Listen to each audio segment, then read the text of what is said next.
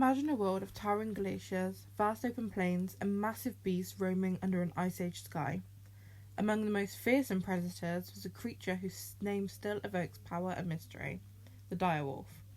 Not the oversized fantasy beast of Game of Thrones, but a very real prehistoric canine that dominated the Western Hemisphere for over 100,000 years. Today we're diving into the life, appearance, hunting style, and ultimate fate of these beasts. Let's separate myth from science and meet the real direwolf. First, picture this. Standing around 38 inches at the shoulder, roughly the height of a modern large grey wolf, but the direwolf was bulkier, more muscular, and built like a heavyweight. Adults typically measured 5.5 to 6 feet from the nose to the tip of the tail and weigh between 130 to 150 pounds on average.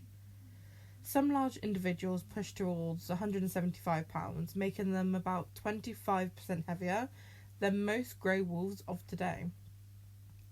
Their build was stocky, shorter, thicker legs for power rather than speed, broad shoulders, and a robust frame packed with muscle. The skull tells the real story though, up to 12 inches long, wider, and more massive than the grey wolves, with a smaller brain case but enormous teeth. And those shearing teeth were larger and built for crushing. And their bite force at the canines was stronger than any living canis species. This wasn't a lean endurance runner like today's wolves. It was a grappling, bone-crushing specialist. Think hyena-like power in a wolf's body. Here's where it gets fascinating. For a long time, scientists thought direwolves were just oversized grey wolves, but ancient DNA studies, especially a major one in 2021, revealed a shock. Direwolves aren't closely related to grey wolves at all. Their lineage split off around 5.7 million years ago in the late Miocene. They evolved separately in the Western Hemisphere, more closely related to African wild dogs and jackals than to the grey wolf that came later from Eurasia. No interbreeding ever occurred between the direwolves and the grey wolves, even when they shared the landscape for thousands of years. This is a classic case of convergent evolution. Two unrelated predators evolving similar looks because they filled similar roles. Direwolves were incredibly widespread. Fossils turned up from southern Canada down through the United States into Mexico and even parts of northern South America, like Bolivia, Peru, and Venezuela. They thrived in diverse habitats: open grasslands and plains, forest, mountains, and even tropical marshes edged by thorn scrub. But the most famous window into their world, the La Brea tar pits in Los Angeles. Thousands of direwolf skeletons, over 4,000 individuals, have been pulled up from the seeps, trapped while chasing prey or scavenging, and it's the single best record of these species anywhere. So what did they eat? Direwolves were hypercarnivores, specialised for taking down the giants of the Pleistocene. Their prey included western horses, ancient bison, ground sloths, mastodons, camels, and other mega herbivores. Those powerful jaws and massive teeth were perfect for cracking bones and shearing through tough hide. Adaptations for handling large, dangerous game. They likely hunted in packs, just like modern wolves, using teamwork to wear down or ambush prey.